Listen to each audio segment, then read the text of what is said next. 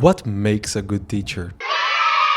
What does it mean to be a teacher nowadays with all the technology that we have, with all these tools, with all these large language models you can talk to and they can pretty much teach you anything. And a lot of people online giving you a lot of content that you can actually study by yourself. The concept of self-learning is growing, and it's growing more and more as we speak. And not only that, AI is developing, and some say that this development will come to a halt. Some say it's already getting there, but let's say it keeps developing, keeps improving. Then what's going to be of the teachers, you know? And how can we get the question of what makes a good teacher into why do we need teachers at all?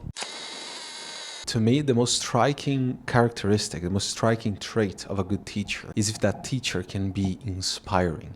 An inspiring teacher is a teacher that looks at the student, that looks at the person as a human being. The person looks at you and they're like, okay, I can help you.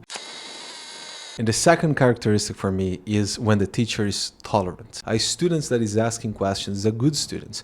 In my first video here on the channel, I talked about why should we learn anything if AI can do everything for us. That is an actual question asked in the classroom. We need to be tolerant with that. Teachers, good teachers, need to show tolerance towards that kinds of question, because these are the kinds of questions that people are asking nowadays, that students are asking nowadays. So the two characteristics that we have that in my opinion would make a great professional is to be both inspiring and tolerant.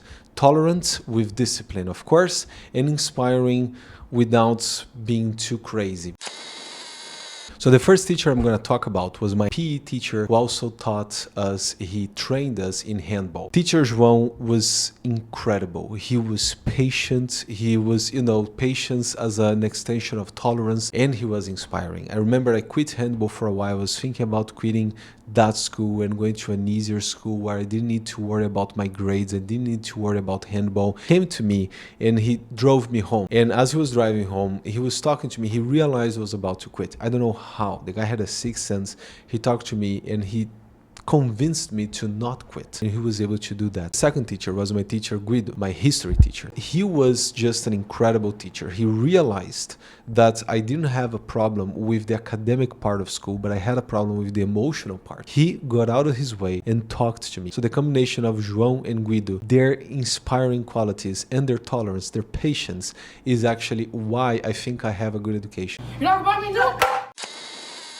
My parents helped, a lot of other people helped, but these two teachers in special, they were just incredible. And they are, to me, the definition of what makes a good teacher. Now, you probably realize that in this video, I'm not talking about English as a main goal. I'm talking about English in the context. I'm talking about my experience as both a student and a teacher. And I would like to hear your guys' experience as well. So leave it in the comments. What makes a good teacher for you? Do you agree with my takes? Do you have your own experiences to share? Let me know. Leave a comment, leave a like. I hope to see you in the next video.